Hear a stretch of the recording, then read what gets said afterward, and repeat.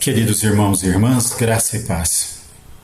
Nós vamos meditar na palavra do Senhor nesse momento e, de forma especial, eu o convido e a convido a tomar a sua Bíblia. É muito importante que a gente tenha a nossa Bíblia fácil nas mãos. Afinal de contas, meditar na palavra implica atividade. Nós não podemos ser passivos. Nós precisamos estar atentos, interagindo, nós precisamos estar refletindo, pensando na palavra e meditando naquilo que Deus tem para fazer por nós e como Ele quer falar conosco. Então tome a sua Bíblia, abra seu aplicativo, mas interaja com a palavra nesse momento.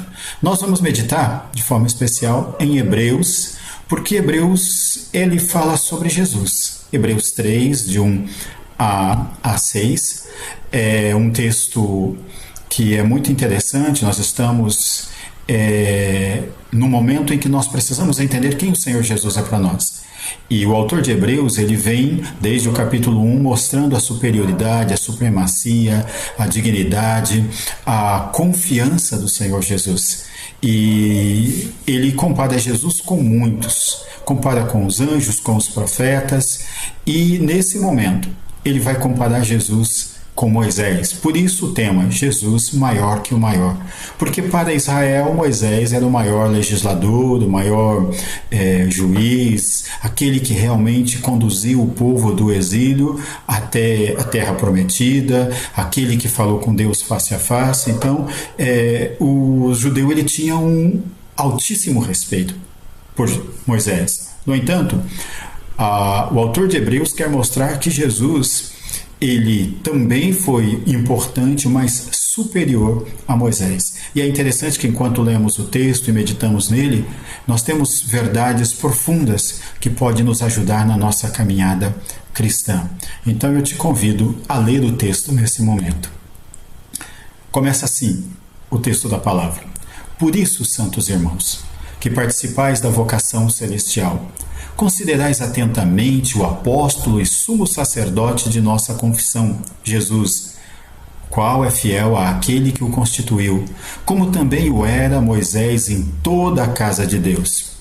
Jesus, todavia, tem sido considerado digno de tanto maior glória do que Moisés, quanto maior honra do que a casa tem aquele que a estabeleceu, pois toda a casa é estabelecida por alguém, mas aquele que estabeleceu todas as coisas é Deus. E Moisés era fiel em toda a casa de Deus como servo, para testemunho das coisas que haviam de ser anunciadas. Cristo, porém, como filho, em sua casa, a qual somos nós, se guardarmos firmes até o fim a ousadia e a exultação da esperança. Esse texto, ele nos fala sobre Jesus, sobre Moisés, ele vai fazer um comparativo, mas ele começa falando primeiramente aos ouvintes, aos leitores do autor de Hebreus, e a mim e a você.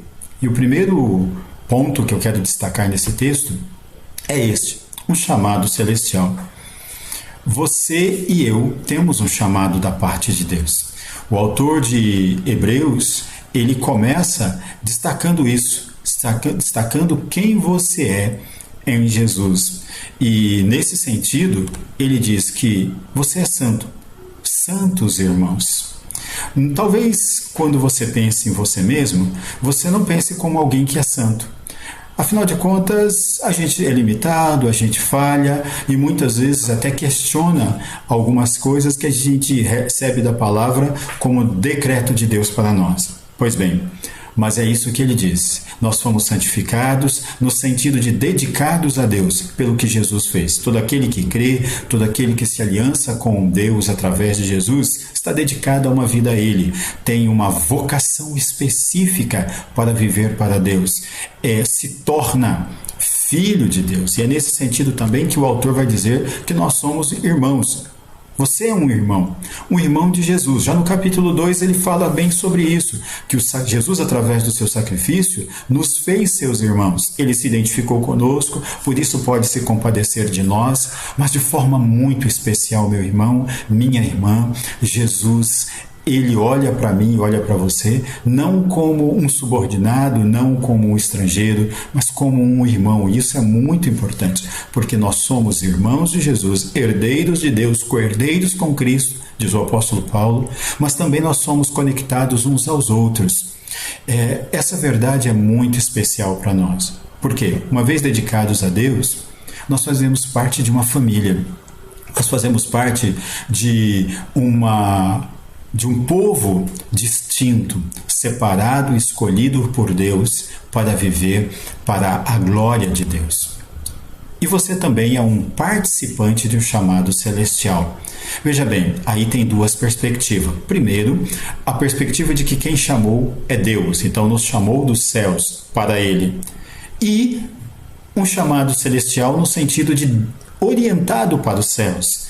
Nossa terra não é aqui, nossa morada não é aqui. Aqui nós somos peregrinos. Nosso lugar é a Nova Jerusalém, a cidade santa que está sendo ataviada como noiva para o Cordeiro. Então veja só, ainda que vivamos no mundo, ainda que tenhamos uma relação com as pessoas deste mundo, exerçamos funções, papéis, não é aqui a nossa morada.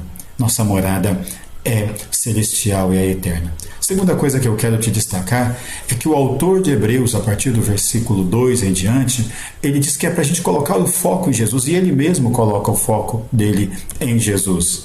Ele diz: concentre-se em Jesus, olhe para Jesus, veja como Jesus é. E ele vai definir que Jesus é o apóstolo, né?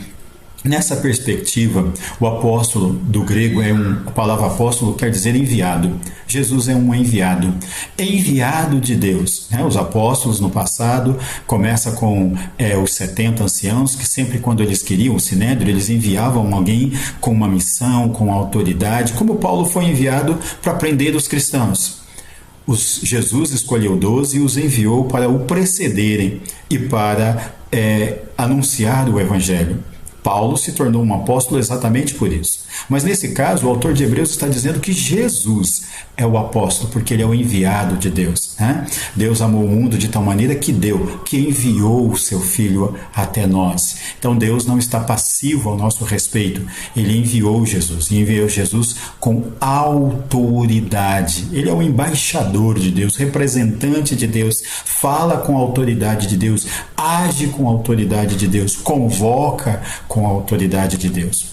Mas Jesus também é o sumo sacerdote. E nesse sentido, Jesus é para nós aquele que nos representa. O sumo sacerdote, uma vez por ano, entrava no Santo dos Santos com o sacrifício da expiação pelos pecados. Ele fazia com que o povo recebesse da parte de Deus a bênção da expiação. Jesus é o nosso sumo sacerdote. E o sumo sacerdote, quando saía do Santo dos Santos, o povo estava esperando por ele, esperava ansiosamente. Por quê? Assim ele punha as mãos sobre o bode da expiação, mandava ele para o deserto e abençoava o povo. Jesus nos abençoa com a salvação eterna. Jesus nos abençoa com a nova vida, com toda sorte de bênção espiritual em Cristo Jesus. Isso é maravilhoso, irmão. Isso é maravilhoso, irmão. Então, o autor de Hebreus nos diz que Jesus é o objeto da nossa fé. Eu não sei se você é um cristão, talvez você em alguns momentos vacile. Quando o autor de Hebreus está escrevendo essa carta, ele está dizendo a irmãos que estavam duvidando de que valia a pena continuar servindo ao Senhor Jesus, que eles deveriam permanecer fiéis a quem Jesus é, porque o que Jesus fez é superior, o que Jesus fez é fundamental. Sem Jesus nós não somos nada. Ou eu creio em Jesus e me submeto a Ele como meu Senhor e Salvador, ou eu não tenho salvação. Por isso, quem vive cocheando entre dois pensamentos precisa rever a sua vida. E talvez você ainda não tenha tomado a sua decisão por Jesus. E eu então quero chamar a tua atenção. Não dá para experimentar as bênçãos de Deus, viver a vida com Deus, se não for pela fé em Jesus. É preciso fazer aliança com Ele. É preciso estar posicionado nele. É preciso confiar nele para perdoar, para remir e para governar nossos sentimentos, nossas vontades e, acima de tudo, as nossas ações. Então Jesus é o objeto da nossa fé. Coloque a sua fé em Jesus. Olhe para Jesus, autor e consumador da nossa fé. E por fim, em terceiro lugar, quero chamar a tua atenção para o que Jesus fez. E veja só, o autor de Hebreus diz que Jesus é o construtor da casa de Deus. Bom, aí ele vai fazer um contraste entre Jesus e Moisés. Ele vai dizer que Moisés foi fiel em toda a casa de Deus. Moisés foi fiel na obra da casa de Deus. Se você pensar que a casa de Deus no Antigo Testamento foi construída como um tabernáculo, ele está falando desta casa material, mas ele está falando também da casa espiritual. A casa espiritual era o povo de Israel. Deus habitava no meio do povo. Deus se relacionava com o povo. E Moisés recebeu a lei de Deus e foi fiel em transmiti-la e levar o povo a guardar a lei de Deus. Enquanto viveu como legislador, ele foi fiel. Ele falou com Deus face a face. Mas veja só.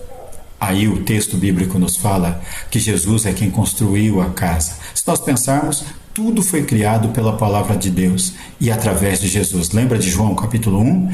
Nada do que foi feito sem ele se fez. Jesus é o construtor dessa casa. Mas também o autor de Hebreus agora está pensando na igreja.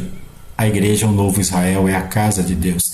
O apóstolo Pedro diz que nós somos pedras vivas de um edifício, né, do templo de Deus. A igreja sou eu, é você, cada um de nós, mas todos como o corpo de Cristo. E esse corpo, Jesus, ele construiu através do seu sacrifício na cruz. Ô meu irmão, ô minha irmã, Jesus, ele está construindo, ele está resgatando, comprando para si um povo para que seja zeloso de boas obras. E aí, nesse caso, o autor de Hebreus, ao contrastar Jesus com Moisés, ele diz, olha, o que constrói é maior do que aquele que trabalha. E Jesus construiu, Moisés trabalhou. Né? Mas ele é o construtor também da família de Deus. Por quê? Porque Jesus resgatou a cada um de nós e pelo seu sacrifício fez de nós filhos e filhas de Deus.